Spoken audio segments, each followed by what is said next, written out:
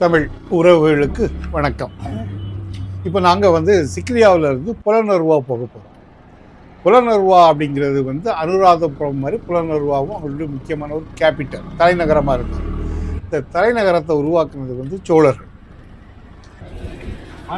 அங்கே நாங்கள் போகிற பாதையில் இளநீ குடித்தோம். இளநிக்கு விலை 200 ரூபா அப்படின்னாங்க. ஓகே, ஆக்சுவலாக இது சிக்ரியாவிலேருந்து ஏறக்குறை ஒரு 58 கிலோமீட்டர் தூரத்தில் இருக்குது. ஆட்டோவில் 2 மணி நேரம் ஆகும். நாங்கள் ஆட்டோவில் போகும்போது கொஞ்சம், அதாவது சூரிய ரொம்ப நாங்கள் போன டைமானு தெரியல. நாங்கள் போனது ஏறக்குறைய ஆகஸ்ட் மாதம். அதில் 2020 ஆகஸ்ட் மாதம். அதனால் சூடு ரொம்பவே அதிகமாக இருந்து போகிற பாதையில் ஒரு கோயிலை கண்டு அந்த டிரைவர் அங்கே காணிக்க போட போயிட்டார்.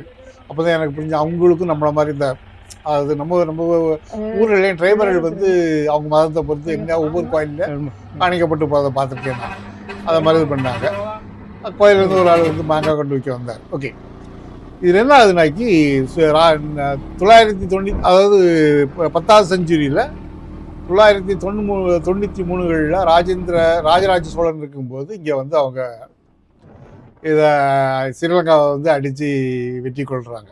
ஓகே, இப்போ கேபிட்டல் அனுராதபுரமாக இருக்குது தலைநகரம். அதிலேருந்து அவங்க புலனர்வாக்கு அதை மாற்றுறாங்க. புலனர்வா ஒரு ஊர் இருந்திருக்கு. அது தலைநகரமாக்குறது சோழர்கள். ஏறக்குறைய ஒரு 77 வருடம் அதை வாழ்ந்துருக்காங்க. அதுக்கு பிறகு விஜயபாகு அப்படின்னு ஒரு ஆள் 1070 சோழர்களை விரட்டிட்டு அவர் சிங்கள அரசை அமைக்கிறார். ஓகே, அதுக்கு பிறகு அதுக்கு பிறகு 12ஆம் செஞ்சுரியில் 1153 பராக்கிரம பாகுனி ஒரு ஆள் வர்றாரு. அவர் அந்த ஊரை செழிக்க வைக்கிறாரு. அதாவது நிறைய அவரை அதாவது சொல்கிறாங்க, வானத்திலேருந்து வர ஒவ்வொரு மழை துளியும் வேஸ்ட் ஆகக்கூடாது அப்படிங்கிற மாதிரி ஒரு கான்செப்டை உருவாக்கி நிறைய குளங்கள் வெட்டுறாரு, இது பண்ணுறாரு. அவங்க அவங்க நம்ம அசோகா த கிரேட் அப்படிங்கிறாங்களோ அந்த மாதிரி அவர் பராக்கிரம பாகு த கிரேட் அப்படிங்கிறாங்க. அவர் ஒரு நல்ல அரசராக இருந்திருக்காரு. இந்த நகரம் இப்போ ஏறக்குறைய ஓரளவு, அதாவது யுனெஸ்கோடைய இதில் இருக்குது. இருந்தாலும் நிறைய பில்டிங் எல்லாமே சிதைஞ்சு போச்சு. ஓகே, ஆனால் இதை டூரிஸ்ட் வெளிநாட்டுக்காரங்க வராங்க, இந்தியாவுங்கிறது யாரும் அதிகமாக போன மாதிரி தெரியல. நாங்கள் சரி பார்த்துருவோம், சிக்ரியா வர வந்தாச்சும் பார்த்துருவோம் அப்படின்னு 2 மணி நேரம் கழிச்சு இந்த ஊரை அடைஞ்சும் போது அங்கே டிக்கெட் வாங்கணும். அப்போ போனவங்க அங்கே எங்கெல்லாம் என்னெல்லாம் பார்க்கலாம் அப்படிங்கிற ஒரு இது பண்ணுறாங்க.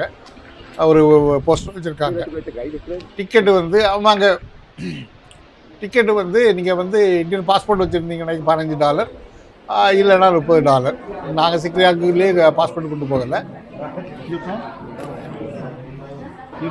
India. Have you passport? No. Sure. If you have passport, you can get 50% discount. Children price. But I don't have it. Okay, நாங்கள் போகும்போது டிரைவர் சொல்லி விட்டுறாரு, எவ்வளோக்கு சீக்கிரம் வாங்கிக்கலாம் அவ்வளோக்கு நல்லது. பயங்கரமாக சூடு இருக்கும். அதனால் நீங்கள் எவ்வளோக்கு, அதாவது சூரியன் இதாகிறதுக்கு முன்னால் நம்ம மற்ற இடத்தெல்லாம் பார்க்க போகணும் அப்படின்னாரு. சரி, அந்தால நாங்கள் அது பக்கத்தில் மியூசியம் இருக்குது. அந்த மியூசியத்துக்குள்ளே போனோம். மியூசியத்தில் நீங்கள் ஆக்சுவலாக நிதானமாக பார்த்தீங்கன்னா ஒரு 2 மணி நேரம் ஆகும். இது நேரம் இல்லை அப்படின்னா எவ்வளோ ஃபாஸ்ட்டாக ப்ரௌஸ் பண்ண முடியுமோ அப்படி ப்ரௌஸ் தான் பண்ணும். நிறைய இங்கே நிறைய இதை பேசிக்கலாக இது 1962 தான் அந்த மியூசியத்தை இங்கே ஃபார்ம் பண்ணியிருக்காங்க. ஓகே, முதல்ல வேற ஒரு இடத்துல இது ஒரு கிளப்பில் இருந்திருக்கு, அப்புறம் இங்கே கொண்டு வந்திருக்காங்க. இது ஒரு 3 ரூமாக இருக்குது. ஓகே, நிறைய ஆர்டிஃபிகேட்ஸ் மியூசியத்தில் நிறைய ஜாமானம் 12ஆம் செஞ்சுரியில் இருந்திருக்கு. புத்தர் 8ஆம் செஞ்சுரியிலேருந்தே புத்தருடைய சிலைகள் இருக்குது. பட் மற்றபடி இது அவங்க விவசாயத்துக்காக யூஸ் பண்ண இது ஆயுதங்கள். அதாவது இது இந்த எழுத்தாணி, அந்த பட்டயத்தில் பட்டயம், அந்த எழுத்தாணியும்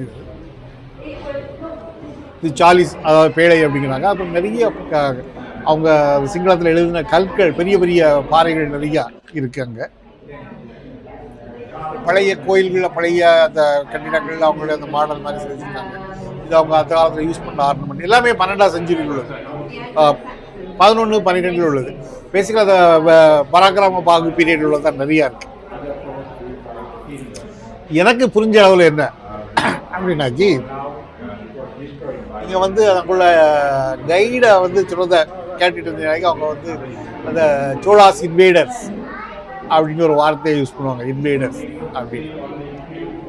அப்போ எனக்கு இந்தியாவில் ஓகே இது வந்து அங்கே வந்து இந்த மூன் ஸ்டோன் அப்படிங்கிறது. அப்போ இந்தியாவில் என்னன்னாக்கி ஆரியர்கள் வந்து அது வருகை, அது மற்றவங்க யார் வந்தாலும் அவங்க வந்து இன்வேடர்ஸ் அப்படின்ற ஒரு கான்செப்ட் உண்டு. அதே கான்செப்ட் தாங்க அங்கேயுமே. விஜயன் வந்ததை வருகை அப்படி தான் சொல்லுவாங்க, அந்த இன்வேடர் அப்படின்னு சொல்ல மாட்டாங்க. அவரும் வந்து கலிங்கா அந்த இதில் பெங்கால்லேருந்து தான் வந்திருக்காரு, அவங்க கஷ்டம் அவர் வருகை. ஆனால் சோழாஸ் வந்து அது இன்வேடர்ஸ். ஓகே, சோழா இன்வேடர் அது அது இது கிடையாது, பட் அந்த வித்தியாசம் இருக்குது. அதாவது அவங்க வந்தாக்கி அதுக்கு வருகை, மற்றவங்க போனால் அதை வந்து ஓகே அந்த அந்த ஒரு கான்செப்ட் பாலிட்டிக்ஸ் டீட்டெயிலாக பண்ணோம். ஓகே, இன்னொன்று என்னன்னாக்கி 12ஆம் செஞ்சுரி வந்தாலும் இங்கே நிறையா இந்து மத சிலைகள் கிடைச்சிருக்கு. இது வந்து அவங்க வந்து அந்த விவசாயம் அந்த அந்த இதுக்கான இது யூஸ் பண்ண இது டூல்ஸ், அது பேசிக்கலாக. இது அங்குள்ள ஒரு பாறையில் அவங்க அந்த அங்குள்ள அந்த எழுத்துக்கள் தான் இருக்கு.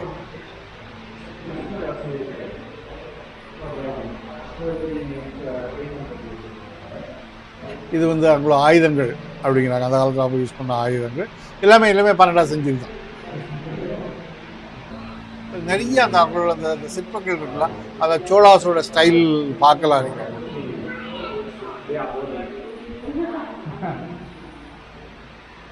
The deity is behind him all the time. And this sculpture says பாடலும் ஆடலும் விஷ்ணு. ஓகே, 12ஆம் செஞ்சுரியில் இருந்து சங்கிட அரசு வந்தாலும் அது ஒரு புத்த மத அரசு இருந்தாலும் அந்த டைம் கிடைச்ச நிறையா பீடம் இது வந்து இந்து மத ரிலேஷன் தான். ஸோ பேசிக்கலாக அவங்க அரசர்கள் அங்கே வந்து சோழா வந்தாலும் சரி மற்றவங்க வந்தாலும் சரி மதத்தை அவங்க பெரிய அளவில் பாதித்த மாதிரி இல்லை.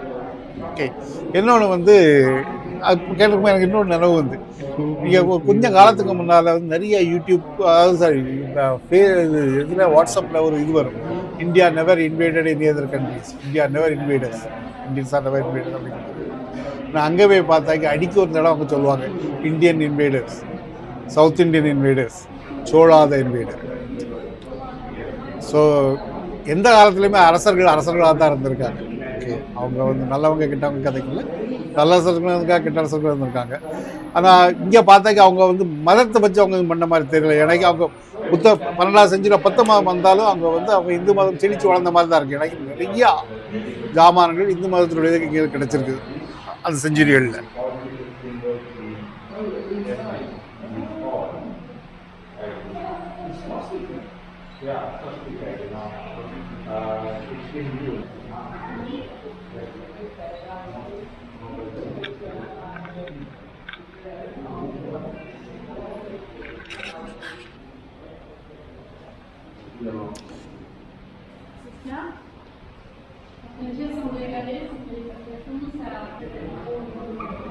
அவ்வளோ புத்தர் தான் வித்தியாசமாக பழகிய புத்தர்கள் சிலையோட வச்சுருக்காங்க. இது ஏறக்குறைய 8லேருந்து 9ஆம் செஞ்சுரி. இது வந்து 9லேருந்து 10, இது 9லேருந்து 10 அவ்வளோதான் இருக்குது. இது அவ்வளோதான் பார்க்கும். 8லேருந்து 9, 8லேருந்து 9 வந்து சோழர்களுடைய பீரியட் இது. ஓகே, ஏன்னா அவங்க 10 தான் இவங்க வந்து 11, 12 தான் வராங்க, 11 தான் வராங்க. ஸோ 9 வந்து சோழர்களுடைய பீரியடு தான். ஓகே, இவ்வளோதானா?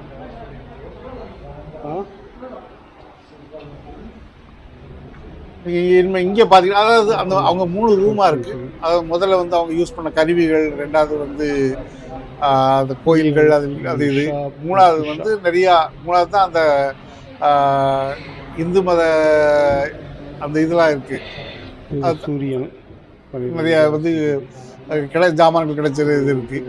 இங்கே பார்க்குறது பிள்ளையார், விஹாரா, நர்மதா விஹாரா. ரைட் சைடில் பார்க்குறது வந்து பூஜைக்கு அவங்க யூஸ் பண்ண பாத்திரங்கள். ரீகன்ஸ்ட்ரக்ஷன். இது சிவன் வடுகன்.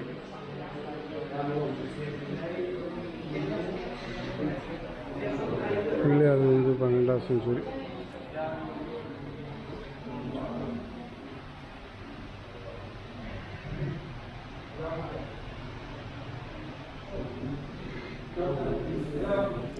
இது காரைக்கால் அம்மையார் அப்படிங்கிறாங்க.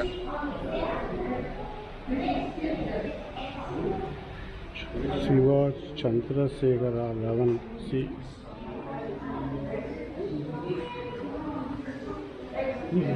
பார்வதி 11.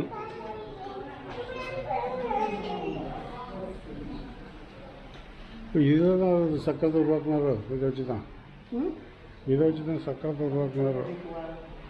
பரசுராமன் 12. பிள்ளையாரே 12ஆம் செஞ்சுரியில் தான் வர்றாரு.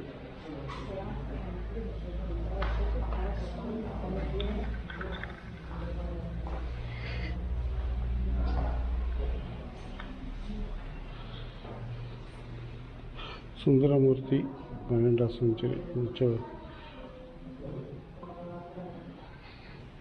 சிவகாம சுந்தரி 12. சிவன் நடராஜன் 12.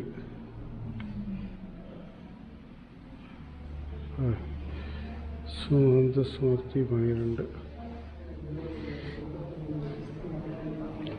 சந்திர கண்டி கொலீஸ்வரர் 12. நந்தி 12. இதெல்லாம் சோழாசுடைய தான். 12 செஞ்சுரியில் போகிறோம் சோழாசுடைய தான். ரிச்சுவல் ஆப்ஜெக்ட்ஸ், பூஜை அறையோட ஜாமான்கள்.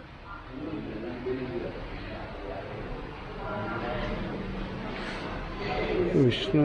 ஏறக்குறைய இந்த வீடியோவில் இவ்வளோ தான். இன்னொரு வீடியோவில் உங்களை பார்க்குறது வேறு. பாய். உங்களுக்கு இது பிடிச்சிருந்தனாக்கி லைக் பண்ணுங்கள். பார்ப்போம்.